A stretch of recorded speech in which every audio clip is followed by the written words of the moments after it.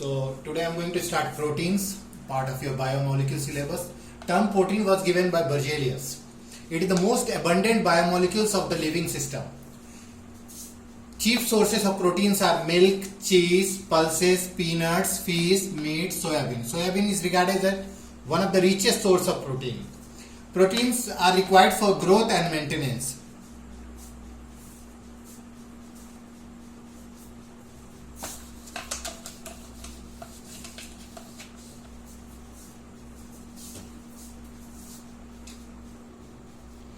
So protein, the word protein is derived from Greek word proteos, meaning primary or of prime importance.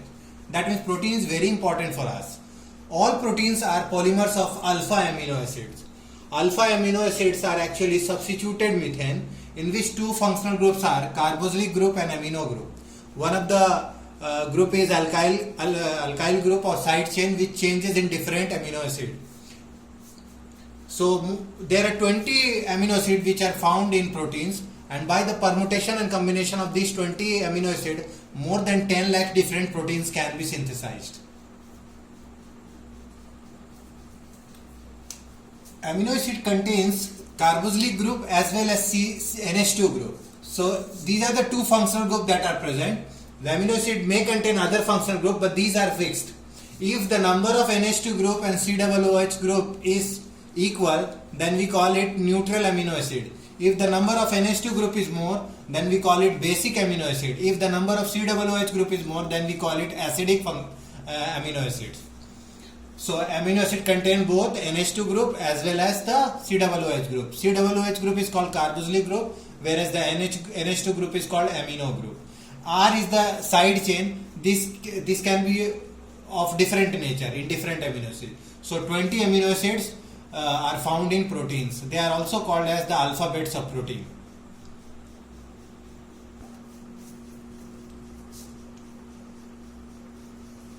The 20 amino acids present in proteins are as follows: glycine, alanine, valine, leucine, methionine, isoleucine, phenylalanine, tyrosine, tryptophan, serine, cysteine, proline, histidine, arginine, lysine, threonine, glutamic acid, aspartic acid, glutamine, asparagine. Out of this 20 amino acid, 19 are optically active. That means they have chiral carbon in their structure, except glycine. Glycine is the simplest amino acid and it has no chiral carbon, so that means it is achiral. And glycine is named because it has sweet taste. Glycose means sweet. Tyrosine was first obtained from cheese. And because tyros means cheese. And tyrosine undergo coupling reaction. The list of 20 amino acid here, they can be acidic, basic or neutral. Now the amino acid which are not synthesized in our body and must be required from diet or through diet, we call it essential amino acids. All those essential acids are, the trick is PVT team hall. Phenylalanine is a essential amino acid, valine is a essential amino acid. Now coming to non-essential amino acid, those amino acids which are synthesized in our body and not required from outside are called non-essential amino acid. Like glycine, alanine, these are non-essential amino acid. And one of the amino acid, that is proline, it is not amino acid, it is amino acid. And methionine and cysteine, they are sulfur containing amino acid. Now classification of amino acids. On the basis of number of NH2 group and COOH group, amino acids are classified into three types: acidic amino acid, neutral amino acid and basic amino acid. I am giving you one example, you can search more example also. So aspartic acid is an acidic amino acid having more number of COOH group as compared to NH2 group, whereas glycine is a neutral amino acid because it has equal number of NH2 group and COOH group. And basic amino, lysine is a basic amino acid having more NH2 group as compared to COOH group. Another classification of amino acids is in two categories. One is essential amino acid and non-essential. Essential amino acids are not synthesized in our body and must be obtained through diet. So I have created a trick, that is PVT team hall, private team hall. So P is phenylalanine, V is valine, tryptophan, T, threonine, isoleucine, methionine, histidine, arginine, lysine, leucine. So if you remember this trick, these are essential amino acid, non-essential amino acid. The amino acid which are synthesized in our body and not required from outside. They are called non-essential amino acid. You can remember both types of trick by Gavli, by the mnemonics Gavli. So GAVLI, Gavli. GA, glycine, alanine are non-essential amino acid, whereas valine, leucine, isoleucine are essential amino acid. So for a competitive exam, 1-2 tricks you can remember like this only. So Gavli and PVT team hall, if you remember, you can solve question related to essential and non-essential amino acids. Properties of amino acids. Amino acids are colorless. They are crystalline solid, and the crystalline nature is due to deuterionic form. That means they have plus minus in their same structure. They are water soluble. They have high melting point, and they behave as salts rather than simple amines or carboxylic acid. Now let's discuss deuterions. Deuterions are also called dipolar ion or internal salt.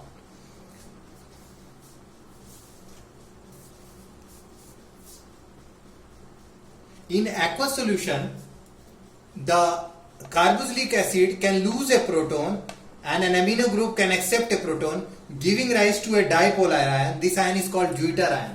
This ion is called deuterion. Deuterion is neutral but contains both positive and negative charge. In deuterionic form, amino acids show amphoteric behavior as they react with both acid and base.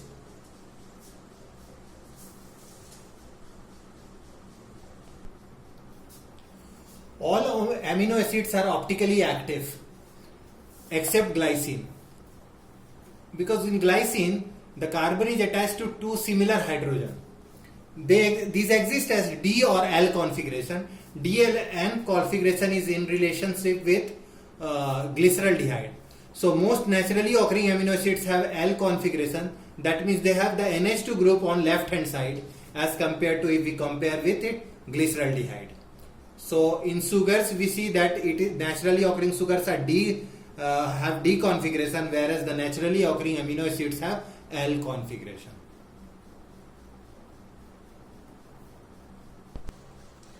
Now if we consider one glycine molecule and another is alanine, they form a bond. That bond is called amide bond or peptide bond. So between two amino acids the bond is called peptide or amide bond. So two amino acids are there, so it is called dipeptide. So the dipeptide is glycyl alanine. So C-double-bond-O-NH, this is called the peptide bond. So between two amino acid dipeptide, if 3 amino acids are there, tripeptide. If 4 are there, tetrapeptide. If 5 are there, then pentapeptide. If large number of amino acids are there, then it is called polypeptide. The distinction between polypeptide and protein is little confusing, as a protein is regarded as a polypeptide with more than 10,000 AMU molecular mass. But we see that in case of insulin, the molecular mass is less than 10,000, but still it is regarded as a protein because it has a particular conformation and characteristic. If 2 amino acids are there, it is called dipeptide. If 3 amino acids are there, it is called tripeptide. If 4 amino acid is there, it is called tetrapeptide. So between 2 amino acids there are 1 peptide bond. Between 3 amino acids there are 2 peptide bond. Between 4 amino acids there are 3 peptide bond. That means if n is the number of amino acids, then the number of peptide bond is n minus 1. If 5 amino acids are there, it is called pentapeptide. If the number of amino acids is more than 10, then we call it polypeptide. If a polypeptide has more than 100 amino acids and its molecular mass is more than 10,000 AMU, then it is called protein. The distinction between a polypeptide and protein is not very sharp, as insulin, which has less than 100 amino acids, that means 51 amino acids, is regarded as a protein, and insulin is a proteinaceous hormone which controls blood sugar level in our body. Lack of insulin causes diabetes. Proteins are classified on the basis of their molecular shape into two types: fibrous proteins and globular proteins. Fibrous proteins have polypeptide chains which run parallel and are held together by hydrogen and disulfide bonds. So these hydrogen bond and disulfide bonds are there. It has a fiber-like structure. Polypeptide chains coil around to give a spherical shape. So this type of shape is generated in globular. Fibrous proteins are insoluble in water, whereas globular proteins are soluble in water. Example of fibrous proteins are keratin and myosin. Keratin is present in nails, hair, etc. Myosin is present in muscles. Globular protein example is insulin. Insulin is a protein secreted by the islets of Langerhans of pancreas. Enzymes are also globular proteins. Enzymes are generally made up of proteins. They act as biological catalysts. And albumin is present in eggs. Let's discuss few questions. First question is 14.11 from your NCERT book. What are essential and non-essential amino acids? Give two examples of each. As I have already explained you, essential amino acids are not synthesized in our body and must be obtained through diet. I have given you the trick also, PVT team hall, you can use to write down two examples. Non-essential amino acids are synthesized in our body and not required from outside. Glycine, alanine are non-essential, whereas essential are phenylalanine, valine, threonine, tryptophan, methionine, histidine, arginine, lysine, leucine, etc. Differentiate between globular and fibrous protein. Just I have explained you what are globular and fibrous protein. They are the two types of protein on the basis of their molecular structure. So globular proteins have globules-like structure, that means spherical structure, and fibrous protein have fiber-like structure. Whereas the globular proteins are soluble in water, the fibrous proteins are insoluble in water. Globular protein example I gave: insulin, enzymes, albumins. Fibrous protein, keratin, myosin, etc. Myosin is a protein present in muscles, whereas keratin is a protein which is present in hairs, nails, etc. Next question 14.16. How do you explain the amphoteric behavior of amino acids? We know that at a particular pH or in aqueous solution, the carboxylic acid can lose a proton and amino group can accept a proton, giving rise to a dipolar ion called deuter ion. In deuter ionic form, amino acid behaves as amphoteric and it reacts with both acid as well as bases. Next question is, what are enzymes? As we know, enzymes are biological catalysts or biocatalysts. They catalyze biochemical reactions and they show optimum activity as pH 5 to 7 and temperature 25 degree to 37 degree. They are mostly made up of proteins, but nowadays we have known that some RNA do act as enzymes. So whatever chemical reaction that happens in our body is catalyzed by enzymes. Enzymes are highly specific in nature. All the enzymes are globular proteins. They are specific for a particular reaction and particular substrate. Suppose if we eat a protein rich food, then proteases digest those food. If we eat carbohydrate rich food, then carbohydrases digest the food. Suppose if sucrose is to be digested, then sucrase is the enzyme, also called invertase. If maltose is the substrate, then maltase is the enzyme. If suppose urea is the substrate, then urease is the enzyme.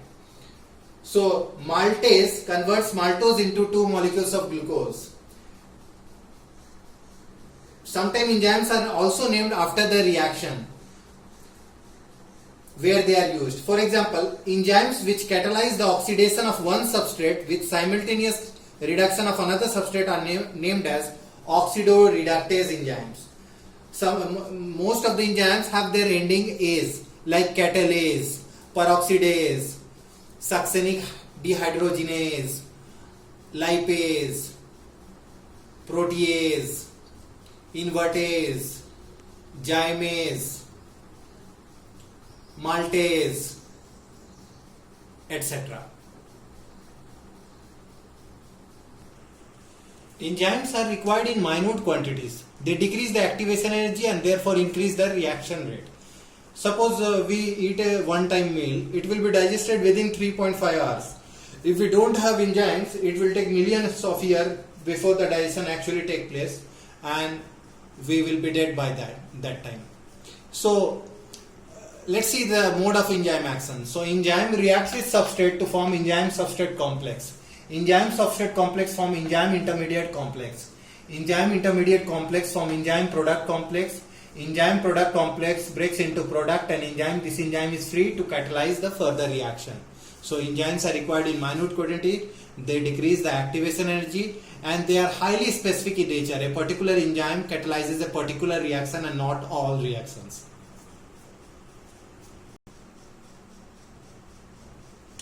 Isoelectric points of alpha amino acid. The pH at which there is no net migration of the amino acid under the influence of an applied electric field is called isoelectric point of alpha amino acid. Because of the deuterionic structure, alpha amino acids are high melting crystalline solids. They are moderately soluble in water. In acidic medium, alpha amino acid exists as cation and thus migrate towards cathode under the influence of electric field. So in acidic medium, alpha amino acid exists as cations and migrate towards cathode under the applied electric field. On the other hand, in alkaline medium, alpha amino acid exists as anions and thus migrate towards anode under the influence of applied electric field. At some intermediate value of pH, the concentration of the cationic form and anionic form become almost equal, and consequently the amino acid will exist primarily as the neutral dipolar ion. At this pH, there would be no net migration of the amino acid in an applied electric field. The point, the pH, is called isoelectric point, and it is given by Pi is equal to pKa1 plus pKa2 by 2.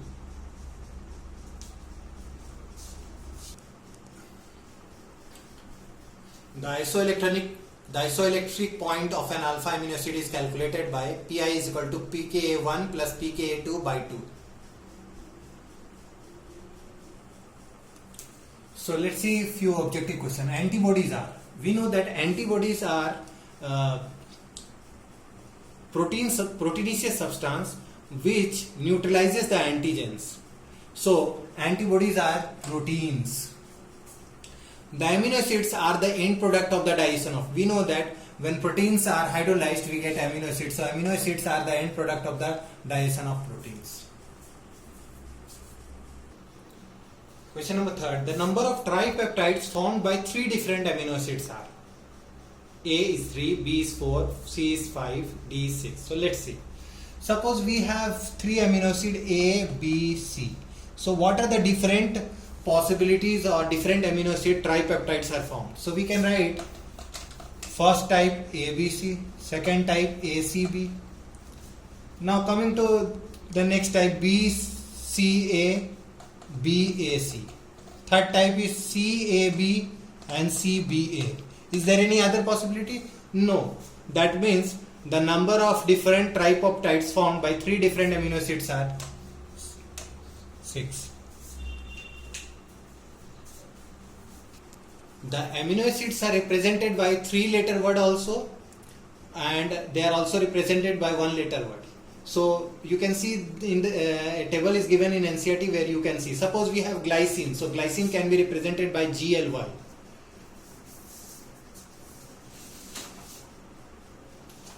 Glycine can be represented by GLY.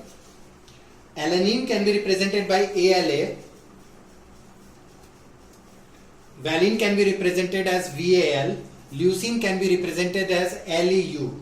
They also have 1-letter code. Like glycine, the code is G. The code for alanine is A. The code for valine is V. The code for leucine is L. So you can see that table number 14.2 of your NCERT book to know the 3-letter symbol as well as the 1-letter code for different amino acid. That means the 20 amino acid found in proteins. Now we are going to see structure of proteins. The structure and shape of proteins can be studied at 4 different levels. That is primary structure or 1-degree structure, secondary structure or 2-degree structure, tertiary structure or 3-degree structure, quaternary structure or 4-degree structure. The primary structure of proteins are actually the linear sequence of amino acids. A slight change in the primary structure of protein generates a different protein altogether. So primary structure becomes very important and it is regarded as the linear sequence of amino acid. The secondary structure of protein. It refers to the shape in which a long polypeptide chain can exist. They exist in 2 forms. One is called the alpha helix, another is called the beta pleated sheet. There are 2 types of beta pleated sheet. One is called the parallel beta pleated sheet, another is called the anti-parallel pleated sheet. Anti-parallel beta pleated sheet.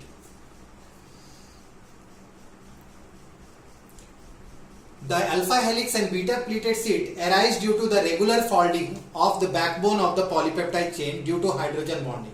So in alpha helix there is intramolecular hydrogen bonding, but in case of beta pleated sheet there is intermolecular hydrogen bonding.